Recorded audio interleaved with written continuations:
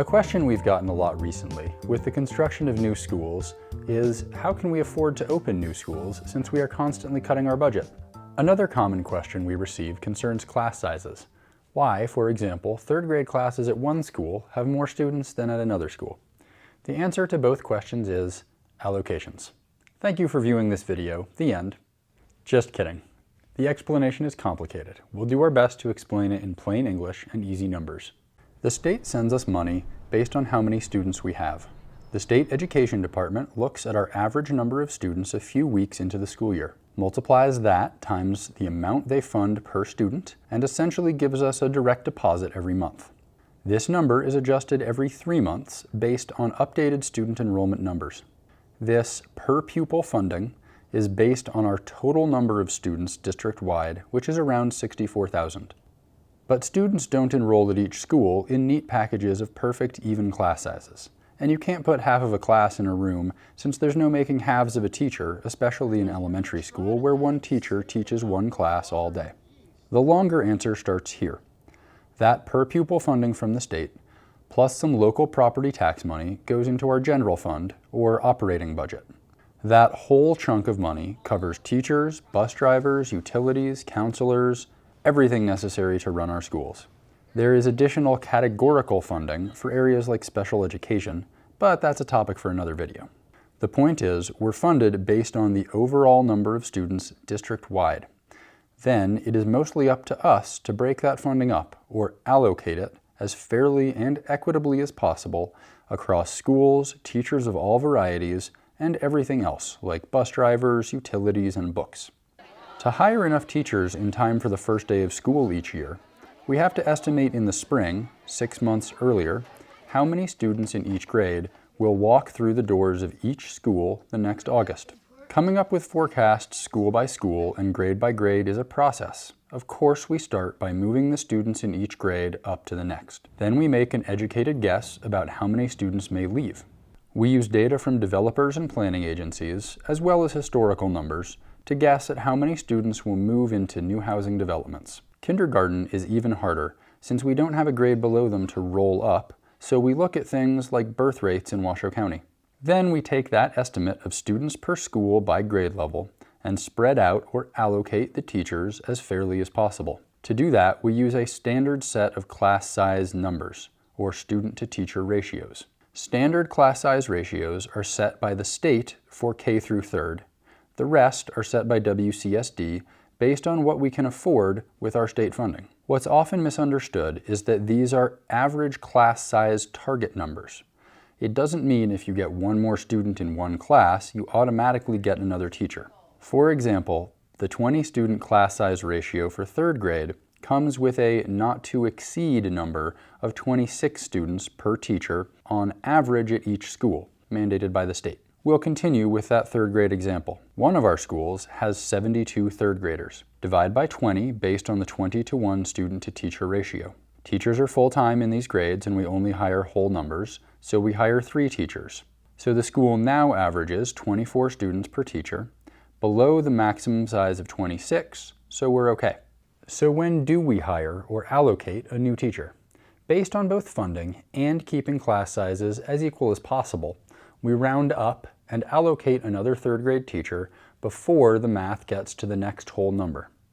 In this 3rd grade example, the rounding factor, as we call it, is 0.85. So another school that has 78 3rd graders, 6 more students than our first example, divide by 20 and you get 3.9. That's above the 0.85 rounding number, so they get another teacher. With 4 teachers, they now have an average of 19.5 students per teacher, meaning even classes at the same school will have to be slightly different sizes. In the end, this system gives us close to even numbers of students per teacher across grades all throughout our 93 schools. It also lets us hire the most number of teachers possible without overhiring.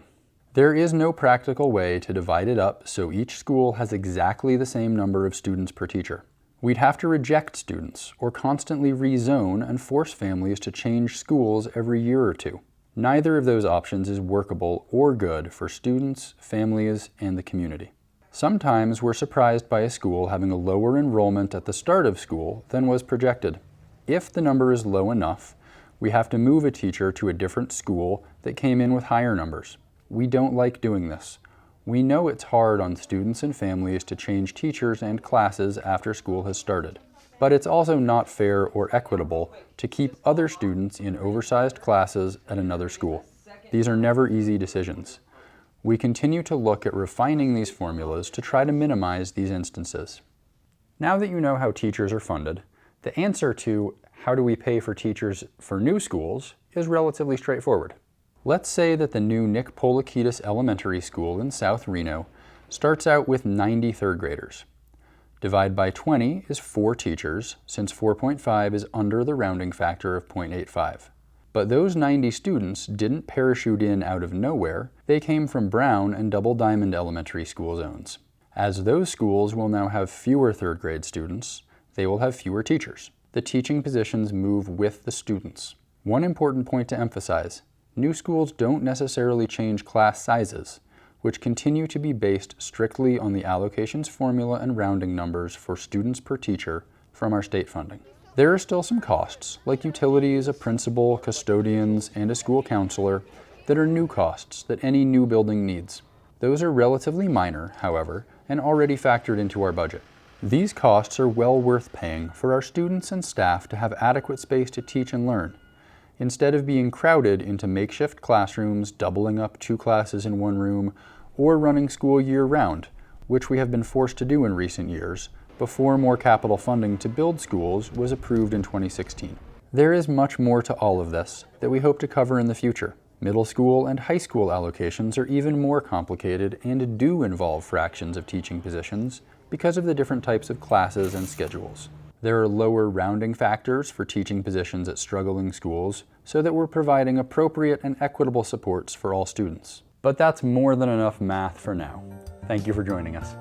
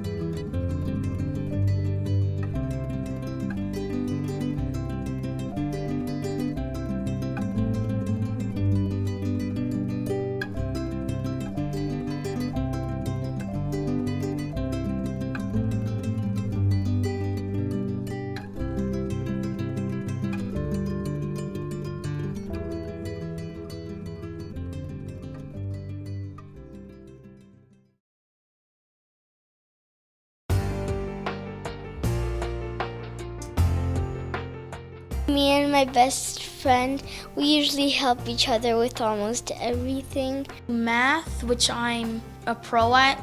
I'm really good at it. I think I want to be an engineer.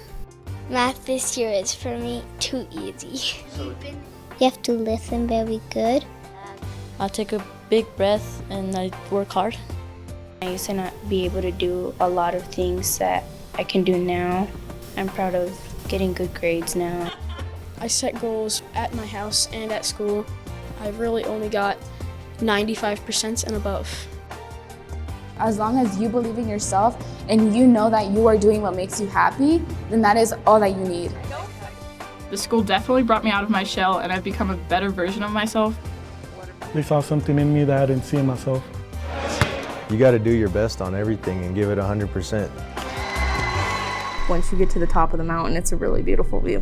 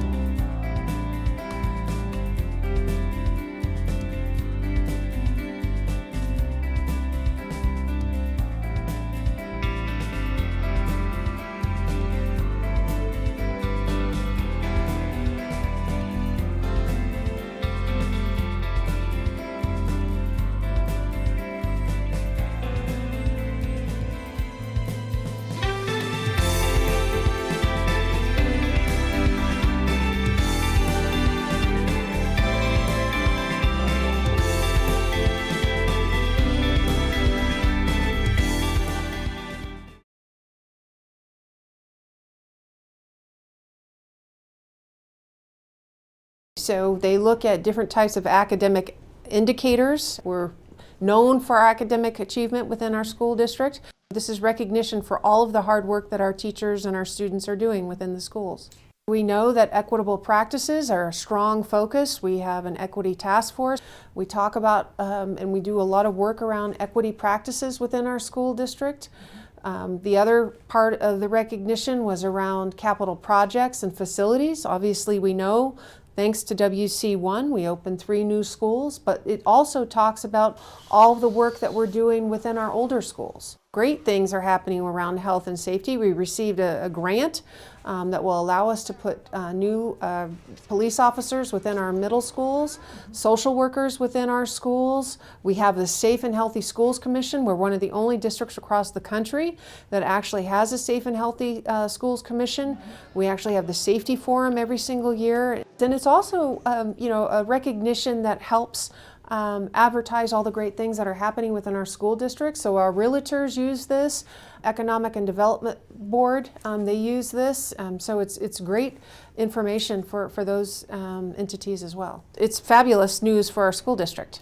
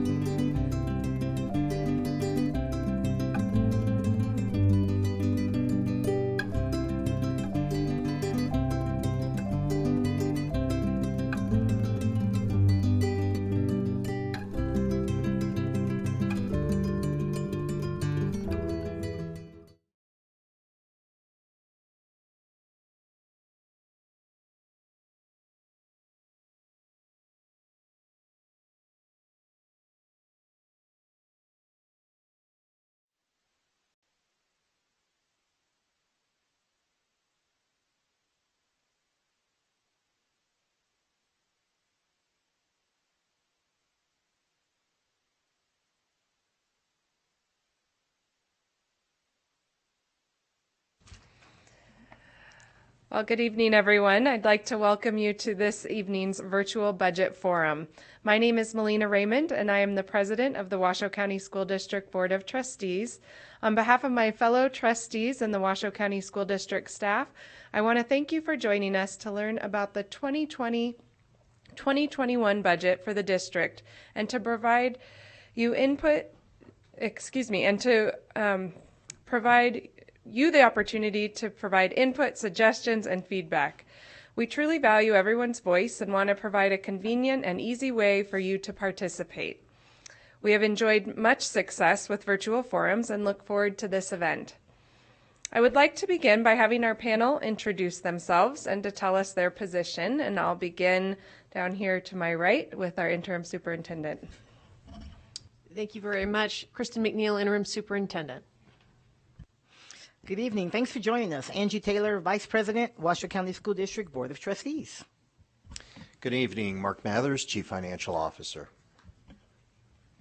Good evening. Mike Schroeder, Budget Director for Washoe County School District. Hello, Megan Downs. I'm with the communications team, and I'll be helping to moderate the questions tonight. Hi, I'm Colleen DeLong, and I'm the Board of Trustees Community Engagement Coordinator, and I'll also be helping to moderate this evening.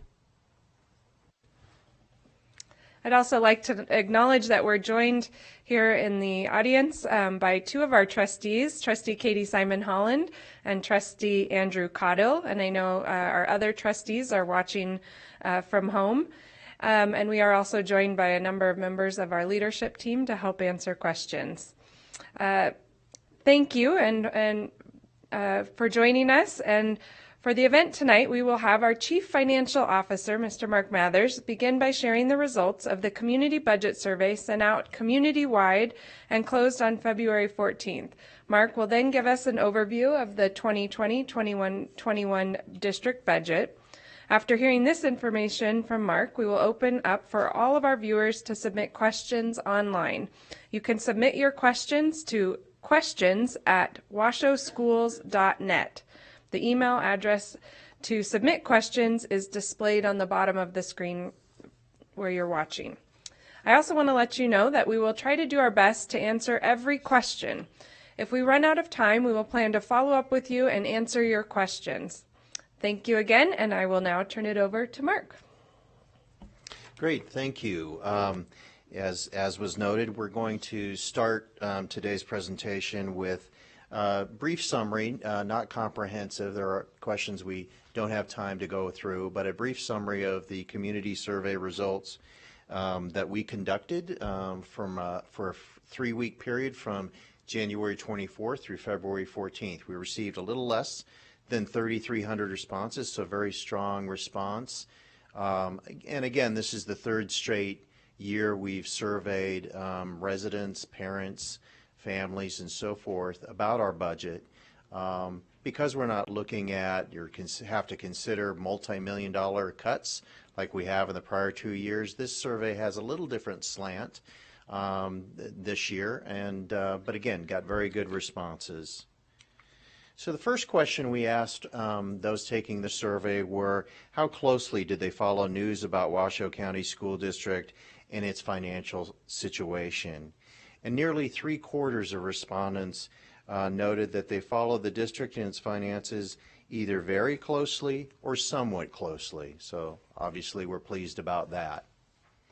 However, when we asked respondents about whether they thought Washoe County School District in the current fiscal year had a budget surplus, a balanced budget, or a budget deficit, again, nearly 3/4 of those taking the survey thought we were in a budget deficit situation. And although that had been the case for many, many years, actually in the current fiscal year we have a balanced budget. So not surprising that people might not have understood that, since again it had been many years that we've gone through fiscal challenges, but in fact this fiscal year we have a balanced budget where revenues equal expenses, and so we don't anticipate drawing on reserves this fiscal year unlike prior years. The next section of our community survey focused on the future. We wanted to ask residents and parents and families about what areas they would like us to focus on if we saw revenues increase from the state, or if we reallocated budget dollars within the current budget. Where would they like us to focus in terms of priorities? And we had a number of questions along these lines, and as you'll see, they resulted in very consistent responses. But our first question asked about these priorities, and of the 1,300 survey respondents that actually answered this question, more than 330 respondents indicated that increasing teacher wages was the highest priority not already included in our strategic plan. And next, second to that, was reduction of class sizes, with more than 200 of those 1,300 respondents indicating that was important to them. And then that was followed by special education issues and safety issues, even though this is included in our current strategic plan. Those noting safety issues many times noted the number of pedestrians that had been hit by vehicles this school year, and that was a concern. And then other considerations were technology and mental health issues, and then arts and music as well. Our next question was very similar to that. Again, we asked, what are the issues and challenges you feel the district should be addressing or funding more? Again, this was an open-ended question. And again, we got very similar responses. This time, 1,600 folks responded to this question. And again, increasing teacher wages with more than 470 responses, and reduction of class sizes with more than 320 responses led the way. And then again, that was followed by special education, safety issues, technology, mental health, arts and music. So again, very consistent responses to a little bit different, nuanced kind of questions. And then the last question along these lines actually asked those taking the survey to rank 11 different program areas, from number 1 being highest priority to number 11 being lowest priority, and again asked them to rank those areas, again, if there were in the future greater revenues from the state, or we reallocated dollars within the budget. And so this slide gives you those responses. It's a little hard to read, so I'll go through it a little bit. Leading the way again with more than 1,700 responses was reducing class sizes. So 1,700 respondents out of the 2,100 that responded to this question noted that reducing classroom sizes was either the number 1, number 2, or number 3 ranked priority. And then following closely in second place was increasing salaries of teachers and support staff, with nearly 1,600 of the 2,100 respondents indicating that was either number 1, number 2, or number 3 priority. And in this chart, number 1 priority would be shaded blue, a number 2 priority would be green, and number 3 would be orange. So again, those two themes that we continued to see led the way, reducing classroom sizes and increasing salaries of teachers and other staff of Washoe County School District. What might be interesting to you was the third ranked program area, and that was the second one on this slide, which is to add 20 behavior analysts and 20 behavior specialists to address behavioral issues. So that surprised me, at least, in terms of respondents' sensitivity to that issue and knowing that is an issue for Washoe County School District. And then fourth, I'll note, was updating and replacing textbooks, with a little over 500 responses indicating that was either number 1, 2, or 3 priority. And so you can see the other areas here where people noted were priorities. You know, they varied across the board, but those were the top 4 areas of highest priority to respondents.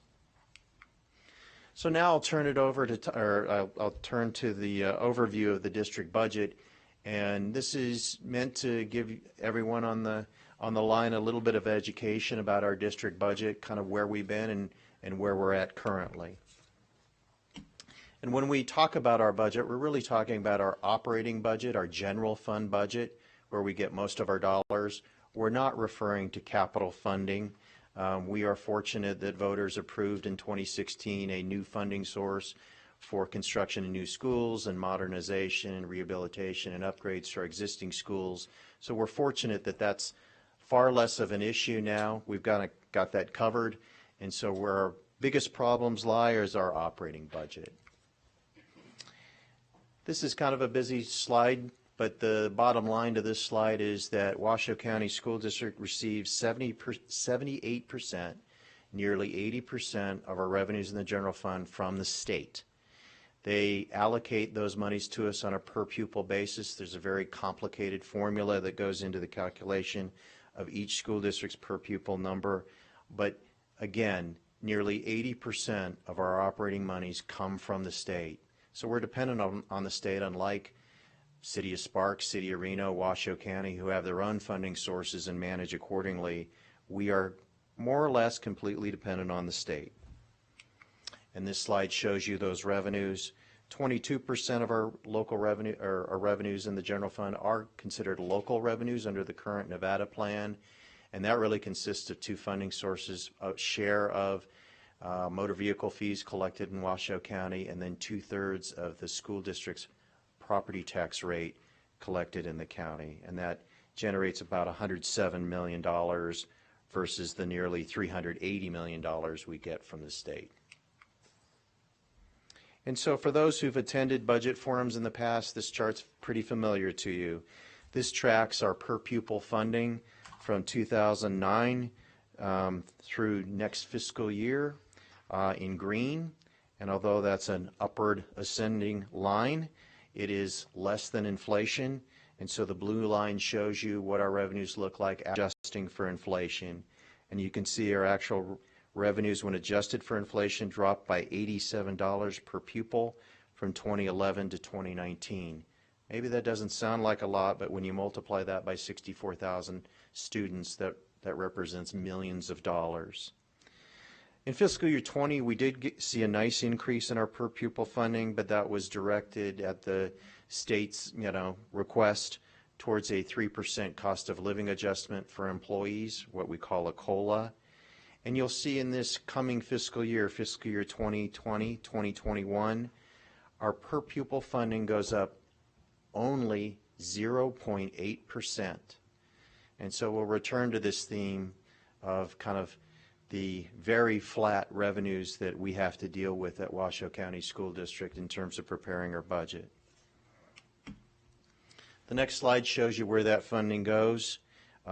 General administration and central services for functions like purchasing and IT and personnel and financial services represents only 7% of our total general fund budget, with the other 93% of our general fund budget going directly towards instruction or supporting those teachers, and that includes counselors, librarians, principals, also includes maintenance of our schools and busing of our students. So 93% again towards instruction or support services to instruction, and 7% to administration. So historically, our funding dilemma again is that we're dependent upon the state for funding, and they historically have chosen to fund school districts for merit increases or step increases for employees, which for us average around 2% of employees' salaries, and they've also funded us for health insurance. What we haven't been funded, at least until fiscal year 20, were cost of living adjustments for our teachers and other staff. Nor are we funded for the operating costs of new schools that we open. So this last year we opened 3 new schools, and there are operating costs associated with those schools, like the cost of staffing a principal and an assistant principal and counselors and librarians at those schools, as well as electric and gas utilities that the facility needs. We don't get funded when we open new schools for those operating costs. We have to make it up with what little revenues we get. So that this slide tries to show you that gap historically in funding. And again, we're appreciative to the state legislature and governor for the increased funding in fiscal year 20. This is simply meant to represent kind of historically what we've had to deal with. And so to provide any kind of cost of living adjustment for employees or to cover the costs of new schools, we've had to make a number of significant cuts, which takes us kind of to the next slide on our cost reductions we've made over the last 3 years. We've cut or shifted more than $60 million in general fund costs over the last 3 budget cycles, and that was done to balance our budget. So I'm happy to report we did balance our budget, but it was brutal, it was painful. There were very tough decisions our Board of Trustees had to make. We got there, but there were significant reductions to our staffing, to class sizes, and other items noted here. And so the next slide shows you historically our deficit, or in some years surpluses. I'm happy to report that in the last fiscal year 2018-2019, we showed a slight budget surplus, a little over $800,000. And of course in 2020, as we talked about, we have a balanced budget. So you may be asking yourselves or wondering what life looks like in fiscal year 21. And again, we are looking at a deficit as we prepare the budget. And all of this is due to the lack of resources. This is not a spending problem. This is a resource problem. So we talked about per pupil monies only going up 0.8% in fiscal year 21. Our per pupil funding literally goes from $6,034 per pupil to $6,084 per pupil, or $50 more per student. That is, we do get a help from local revenues that we talked about, so we do see some increased revenues from property taxes and from what we call GST, or motor vehicle fees. But again, our budget, our budgeted revenues, at least at this point, are only going up 1.4%. That's not reflective of an economy that's growing here in Washoe County. What that really looks like is a recession scenario. Well, we know we're not in a recession, so this is our problem, trying to make do with only 1.4% growth in our revenues. So the last two, or the bar in the middle, shows our expenses before we started making adjustments. Our expenses are only going up 2.3%. That's really minimal, but of course that generates a gap in our funding between the 1.4% we're receiving and that 2.3% increase in expenses. After making adjustments, we're closer to a balanced budget, but we're not quite there. And so when we look at give an early look at our fiscal year 21 budget, we have approximately a $750,000 gap between those minimal revenues that we received and our at least early projection of our expenses. There's a lot that goes underneath the hood with those calculations. I won't go into it, but that's kind of where we're at currently. So that brings us to the question and answer portion of our program. Hopefully that went not too fast for you, but we wanted to give everyone plenty of time to ask the questions they want to. So, questions could come in the form of clarifications on how we're funded, if you want more information there, or going back to the survey, are there other areas or thoughts on where the district should focus its resources or energies in the future, or just any general thoughts you might have about our finances or our current budget. So those are some of the things we might want to hear from you, but certainly it's wide open. We'll take any and all questions through 7 p.m. Okay, thanks, Mark. So again, just to remind the live audience watching, you can email those questions to questions@washoeschools.net. We'll be taking your live questions and feedback, and also have received some from folks sending in questions earlier in advance of the forum. So I have the first question. How does the district and the board plan to take in the suggestions from the survey?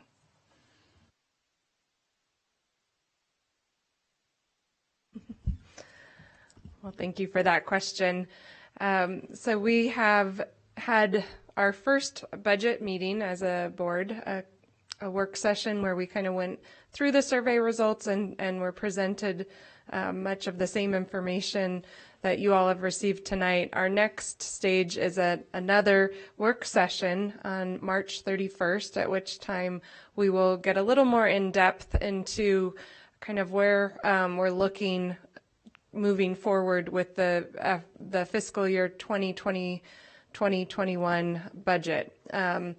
We are not looking to be in a place to add funds to increase spending in any categories. We're also fortunate to be in a position where we're not looking at it having to make any significant cuts.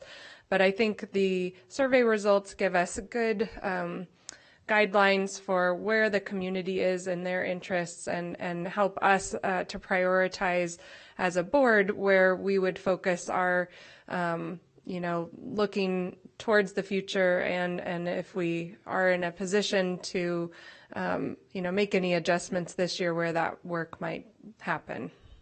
I don't know if anyone has anything to add. No? Thank you, Madam President. I just think the other thing to share is just looking at historically, last year when we were still making budget cuts, we looked at the results of those surveys as shared by Mr. Mather's staff, and as we were considering what are those areas that we should take a look at pulling back, and we actually made some of our budget decisions and some rollbacks, unfortunate rollbacks, based upon some of that feedback that we got from the community. So it isn't just sharing your comments because it's good to have, but it really does help to inform our decisions. We'll move on to our next question. It says, so on your survey, teachers' wages were the most important priority. Can you tell me where Washoe County ranks both in Nevada and nationally, and how does that help keep pace with the rising cost of living?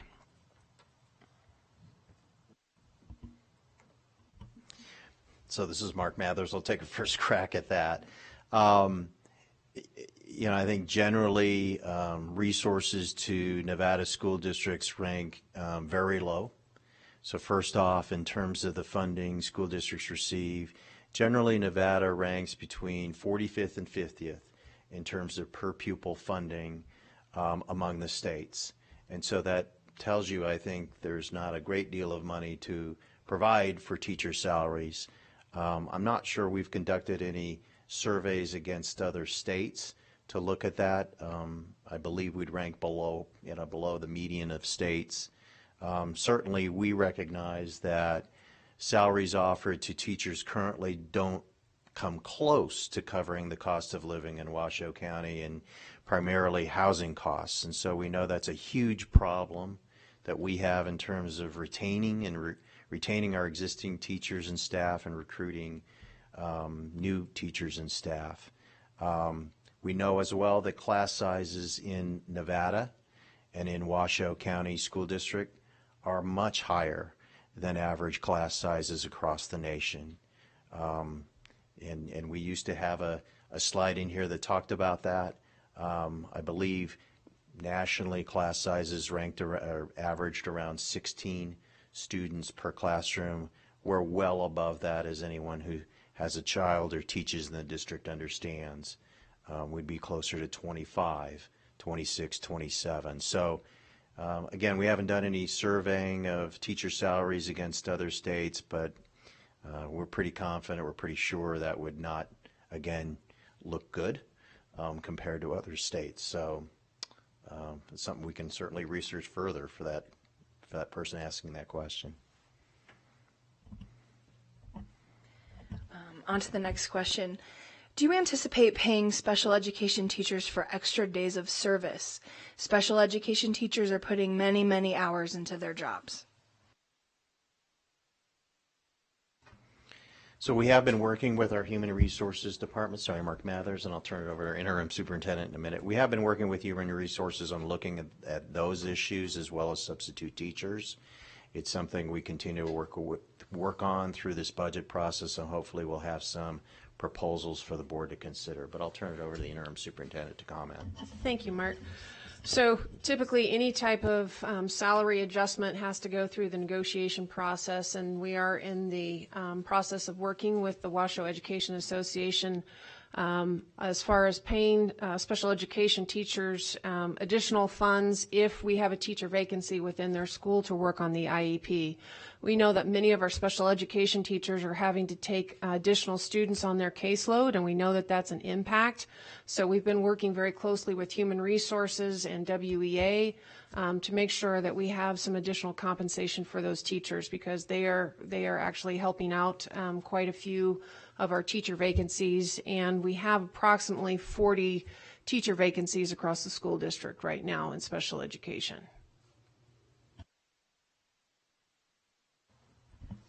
And I'll jump in here. Our trusty budget director has given me information about budget additions to the proposed budget that we presented to the board, and we do have $36,000 budgeted for special education caseload issues, as well as $210,000 proposed for an extra duty stipend for teachers. So, you know, again, more to come in terms of proposals to the board, but those are some of the things that we've included in next year's budget. Wonderful. We'll move on to the next question we have. I've heard your administration is bloated. Why can't you just cut from central services to support schools?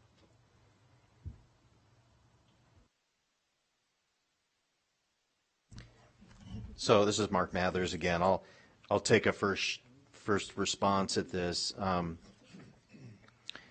know this is a common refrain of the public. In fact, our prior cuts in terms of staffing cuts have been focused on central services. We've made a number of cuts to management level positions, and in fact, in the current fiscal year proposed budget, there are a number of management positions that are deleted from the budget. So as a percentage of their total budget, those areas, the central areas, have been cut the greatest. We used to have a slide to show that in our presentations, but again, for brevity's sake, we didn't include it in this one. But you know, that's been a focus of the district. We wanted to stay away from cuts to the classroom at all costs. And at least over the last 2 fiscal year budgets, we've done that. There have been no reduction to teaching positions, but I'll turn it over to others to respond.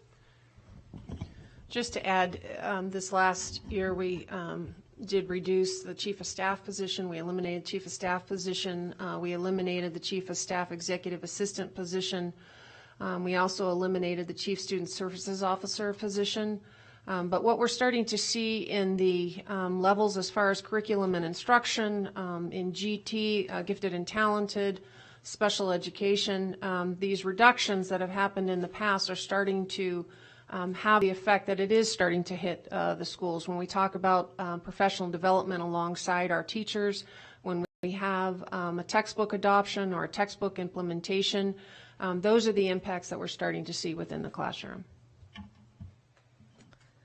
And I would just add that on behalf of, I think, our trustees, this was certainly an area that we looked at as a place to make some cuts over the last few years. I think we did make cuts in those areas, and I would say that we're now at a place where nationally, per pupil, we have fewer administrators per pupil than other states. So we are running, with a lean administrative staff. I think there certainly were valid cuts to be made in those areas in the past, but we've done a lot of work there with the support of the staff, and so I would say that we are not a bloated administratively in this district. Great. And just as a reminder to our live viewers, you can email questions to questions@washowschools.net. Our next one, Mark addressed a bit, but perhaps we could go a little bit deeper into this. We see that reducing classroom size is a community priority, but we don't see that money allocated. How will that happen? Good question. We are hopeful about the future. One of the things the state has done is to pass legislation in 2019 to move away from the current Nevada plan, the method by which school districts are funded in the state of Nevada, to a pupil-centered funding plan. And the idea of that pupil-centered funding plan is that the dollars follow the student. And it's a very complex redo of a more than 50-year-old system of funding school districts. But one of the things the legislature said loud and clear is we don't want to, or we can't fund school districts to a significantly greater degree until we fix this model. It is so complicated that there were only a few people in the state, I think, that truly understood it, and it was hard to see if we added money to the system where that money would go. So the legislature said we first need to change the model to make it more pupil-centered, to allow a greater transparency, to allow us to track where those monies go, to focus on certain categories of students as well, at-risk students, special education students, English language learner students.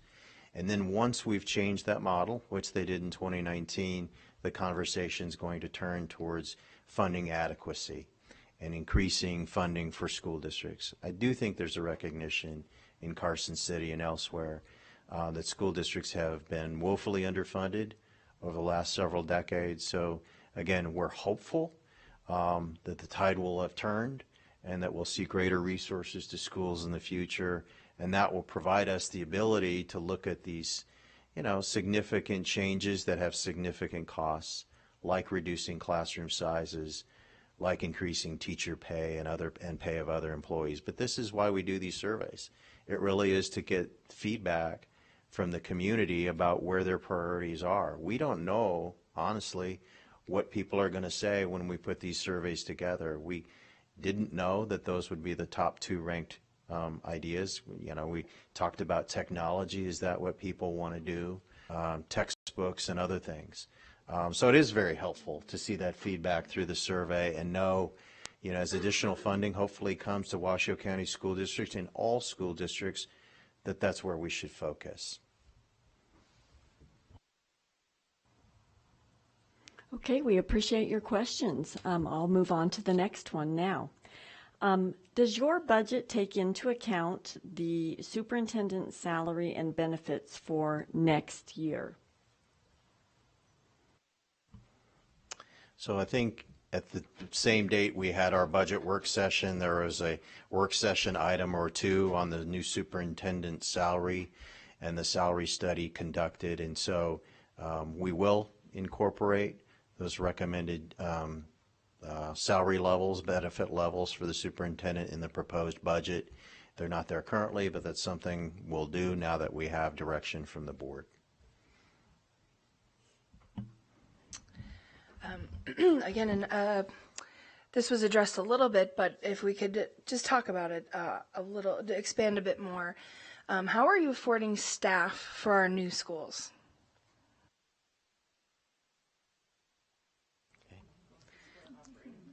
Yeah, so I think the question is focused on the operating costs of new schools, not the actual funding of the construction of the new schools, because again, we talked about the fact that what WC1 voter-approved initiative in 2016 provides funding for construction of new schools. But in terms of how we pay for the operating costs of new schools, it's not been easy. It's something we knew we had to do. It's something we planned for and contemplated in the current fiscal year budget. But again, we do not receive any additional funding from the state when we build a new school. And since the state's current funding model is based on historical costs, we're kind of caught in a catch-22 in that these are new costs that we have. Now, recognize that a lot of the costs of that new school come over with the students, right? So we have a number of currently overcrowded schools, and so the new schools we're building relieves that overcrowding.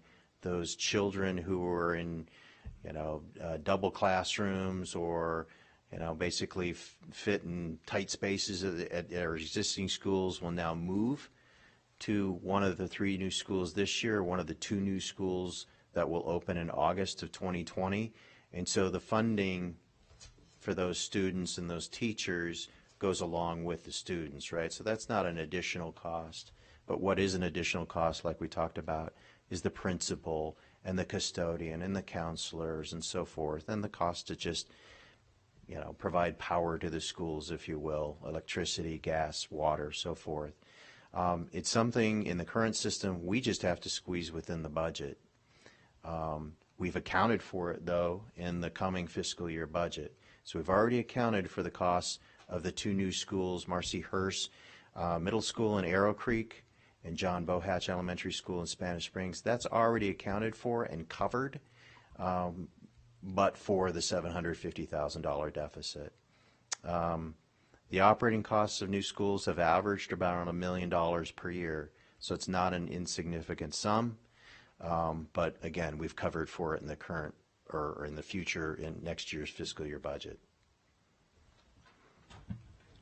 I'll just add real quickly. We are looking at, so our area superintendents meet every 2 weeks with our new schools committee, and we are looking at areas to where we can provide some efficiencies as far as for staffing. So as Mr. Mathers was stating, so if we're looking at opening up Cold Springs Elementary School, we need to hire that new principal, but can we take a look at postponing the hiring of, for example, the site facility coordinator, and doing some salary savings around there, making different types of efficiencies. Now that we've gotten pretty good, we've opened up, the two elementary schools with Bohatch opening up this next year. Can we look for other efficiencies around staffing as well? So our next viewer has asked a question, and they would like to know, what does the district spend on district vehicles?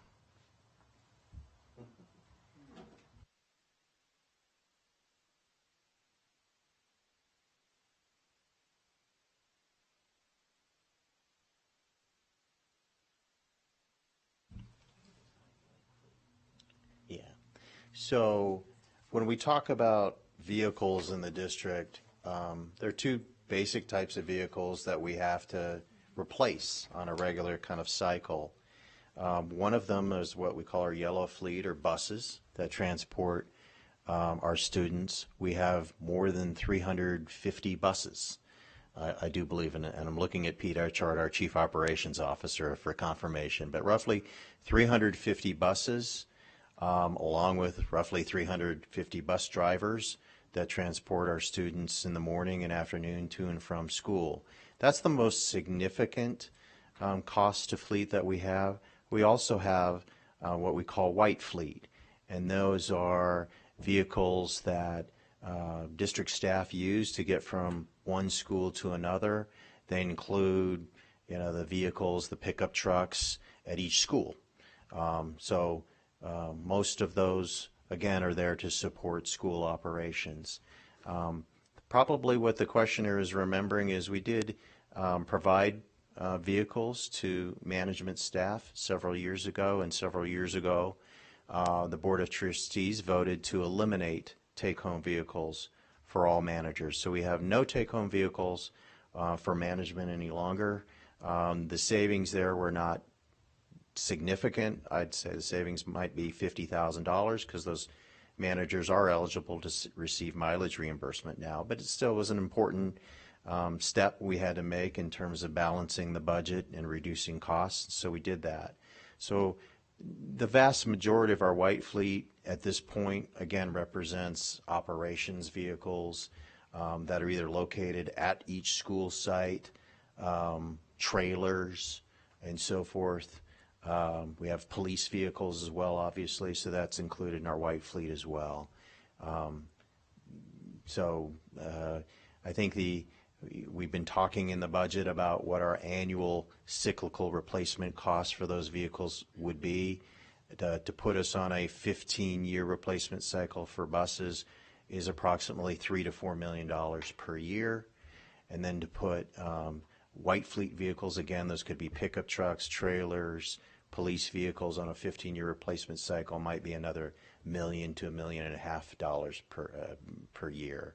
So all told, our annual cost to replace vehicles kind of regularly to stay within kind of a 15-year age is roughly $5 to $6 million per year. Thank you. So our next question is about per pupil funding. This viewer is wondering how that's been affected by an increase in the number of students since 2015. According to your slides, there hasn't been much change in the past several years. They're saying, I benchmarked 2015 because at that time I thought the per pupil funding was around $8,000 per student. In your slides, you mentioned per student funding is currently around $6,000 per student. This number is much less than I expected.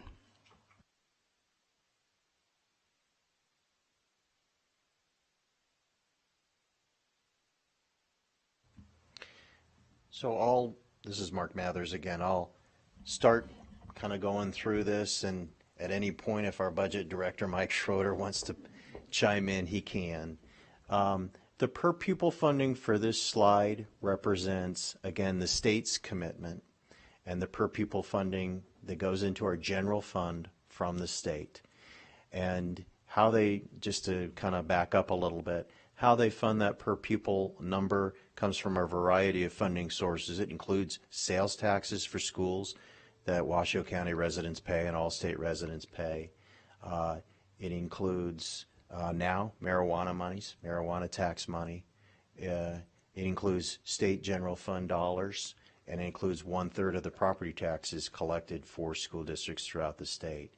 On top of this per pupil funding, of course, we do receive, again, local revenues, but again, that's roughly 20% of our budget.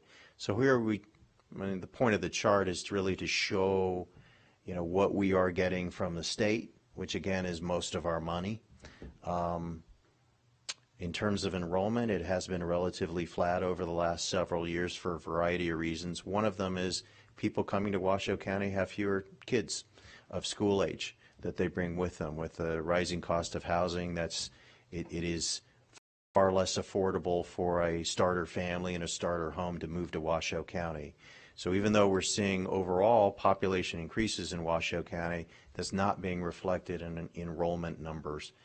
So when we have relatively flat enrollment and when we have relatively flat per pupil dollars, we get relatively flat revenues. And I did want to get on my soapbox for a minute and talk about a little bit more of the revenues Washoe County receives. We like to compare ourselves to other local governments just to give folks a kind of sense of where we compare. Over the last 5 years, our revenues at Washoe County School District, and this includes all general fund revenues, including our local revenues, have gone up 2.6% per year on average. Again, I'll say it again, that's kind of a recession scenario. That's not a increase in general fund revenues you expect to see from an agency that operates in the economy that Washoe County has. That 2.6% per year revenue growth for Washoe County School District compares it to very unfavorably to other local governments in Washoe County. We've seen our revenues grow at roughly half the rate that Washoe County, the city of Reno, and city of Sparks has received. So I mean, for me, that begs the question of why? Why do we receive so much less revenues on an annual basis consistently than other governments? And I didn't mention the state. They've grown at more than double our rate. So this is the challenge we have. This is the problem the school districts have had for decades. So I thank you for your indulgence. I just wanted to kind of go through those numbers. If we add local revenues to the $6,034 that we get in the current year, we're close to $8,000 to $9,000 per pupil. That includes grant dollars and other dollars as well. So, but in this chart, we wanted to focus again on our primary funding source in the general fund, which is that state per pupil number. And I was just going to add, I think you're absolutely right. I think sometimes the confusion is as far as the state funding. And so when we're talking the Zoom and the Victory and the additional dollars that the state is providing us, I think sometimes the public may think that that is our state level per pupil funding. And so those are all put in together. Great. So my next question here is not a question at all. So it's a comment that someone sent in, but I do have another question, so I'll keep talking after I read the comment. The comment is not a question, but it is very hopeful that this meeting displays the same concerns that Empower Nevada teachers discuss and want to change. We need more resources and we need more help from the state. Washoe County School District deserves better from the state of Nevada, and we will get there. Thank you for the information night. And then the next question I have is, we are seeing more charter schools in our area. What impact does that have on the amount of funding we might get from the state? So again, Mark Mathers. So charter schools in Nevada receive the same financial support from the state that Washoe County School District does. They receive the same per pupil amount that we do, and they also receive a share of our local revenues. So they are basically on a level playing field with Washoe County School District. Okay, next question. Why wasn't restoring old walk zones in the budget an option when we've suffered from so many tragic traffic incidents this year?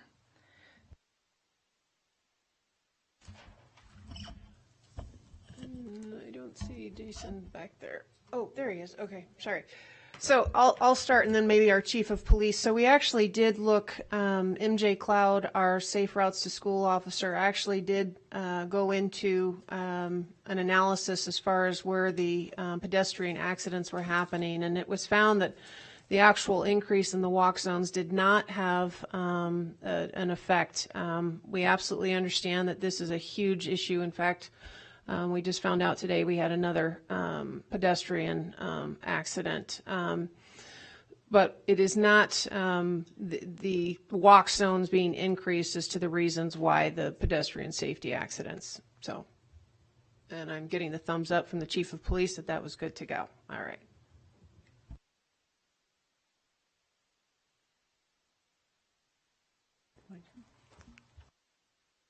Okay, the next question we have is, how and who decides exactly what is cut and what is not cut in the district's budget?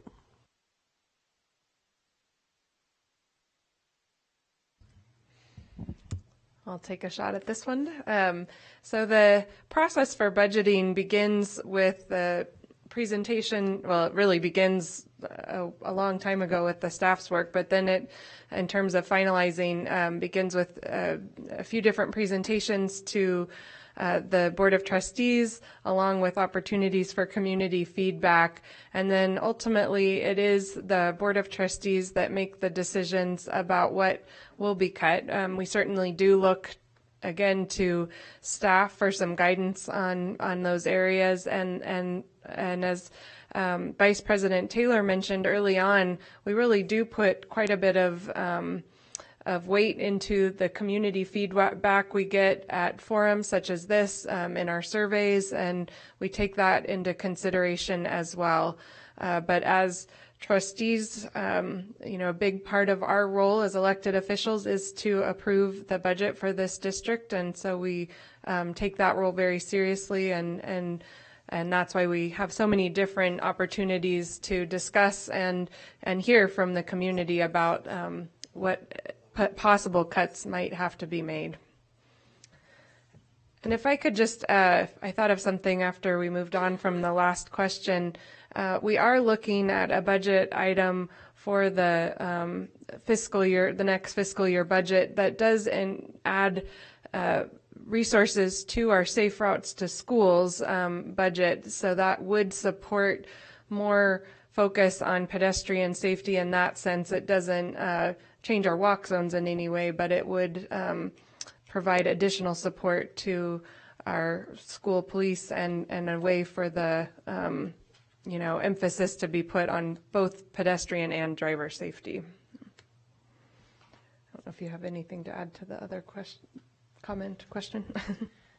I guess I would just add, we've used a number of kind of techniques to review our budget. Last year Washoe County School District became the first school district in the nation to utilize a process called priority-based budgeting, where management went through more than 600 programs and scored them based on their alignment to our strategic plan.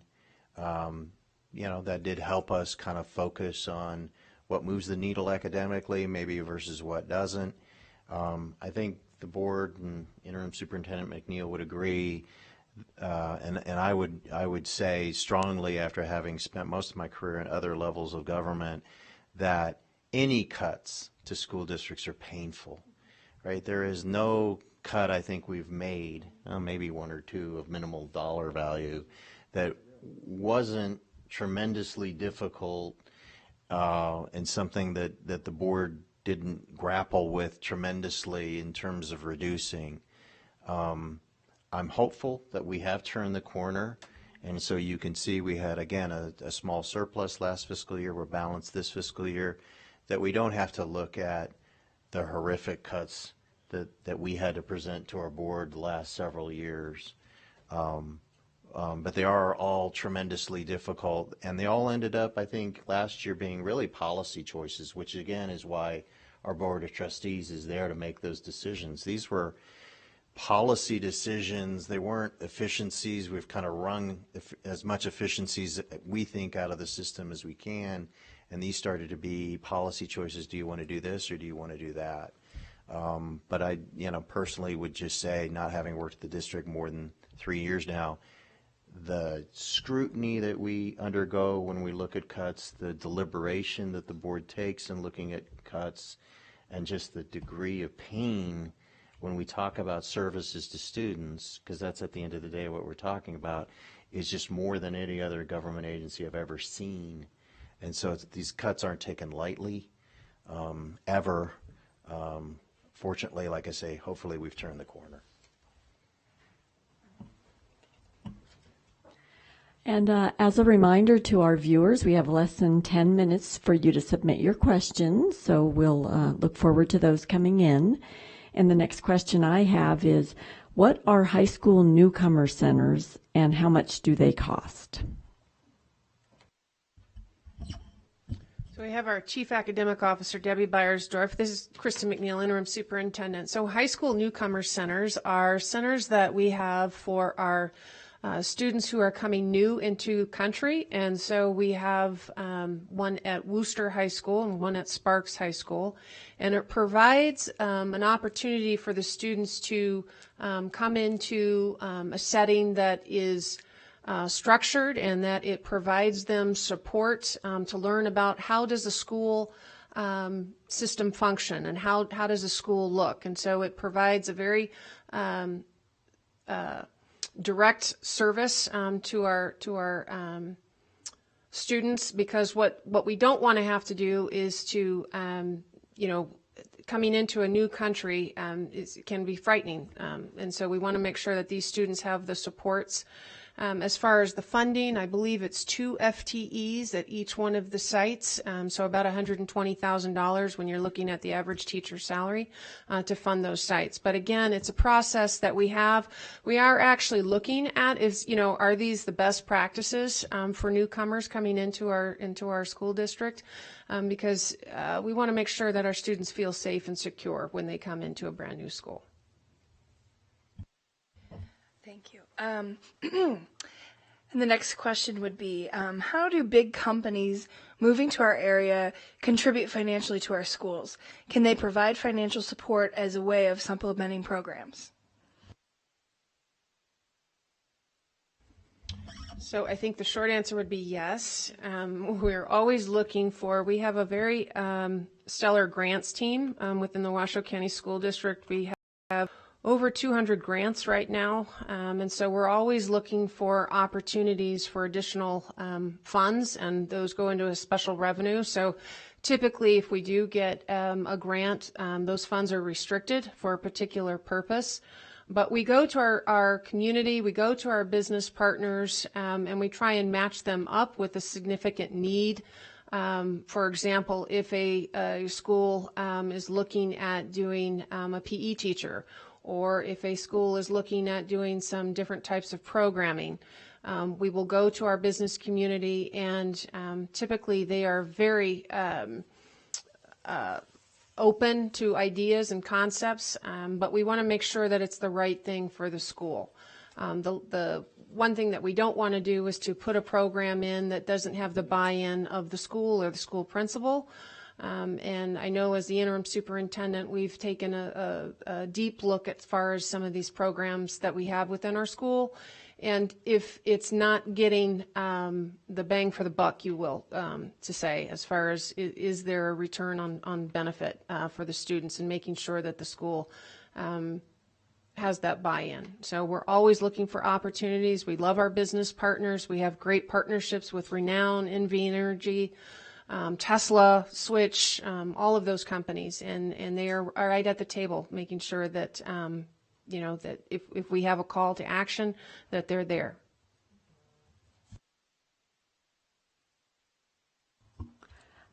The next question I have is, how will the election year have an impact on the district's funding?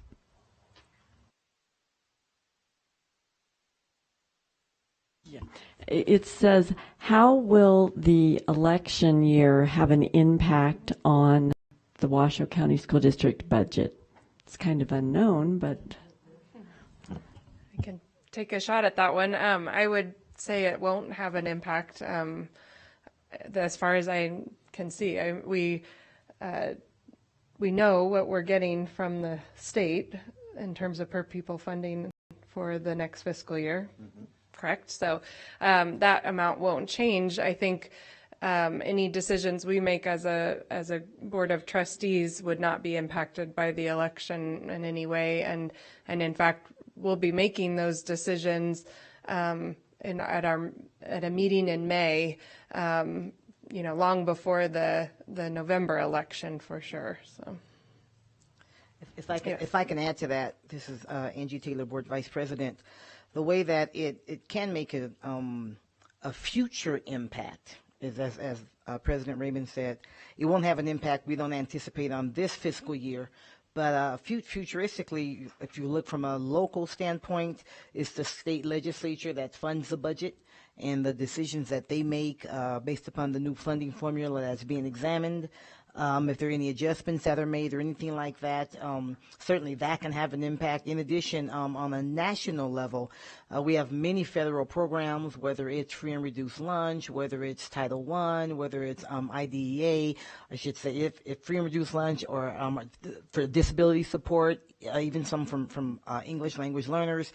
A lot of those are federal programs that we can get grant funding from and otherwise, and whatever administration and also those who are in Congress making those decisions, that can have an impact as well. But that's all futuristically.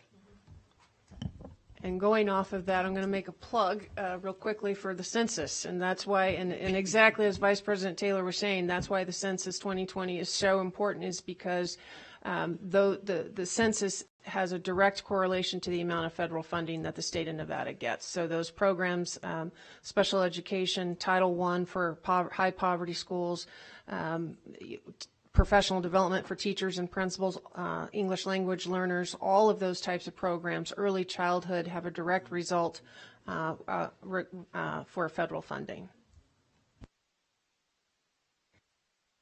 In the interest of time, we only have about time for one more question, so this will be the last one. What impact will healthcare have on these budget projections?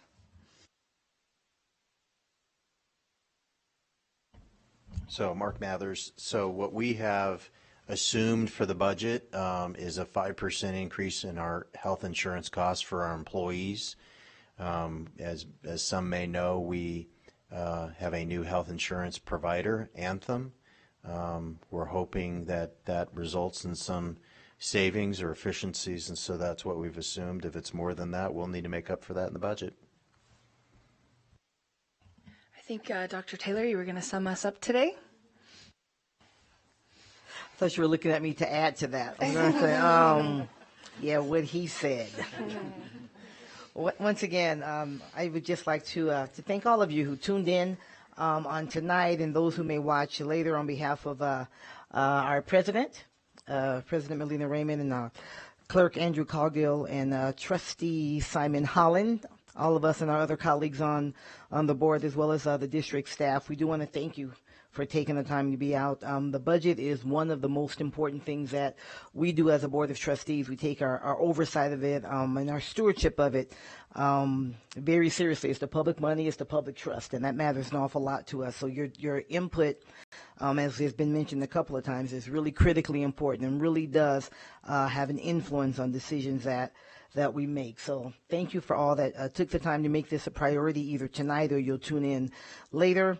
And as mentioned earlier, if there are questions we weren't able to get to, then I know staff will follow up and make sure we get those questions answered to you.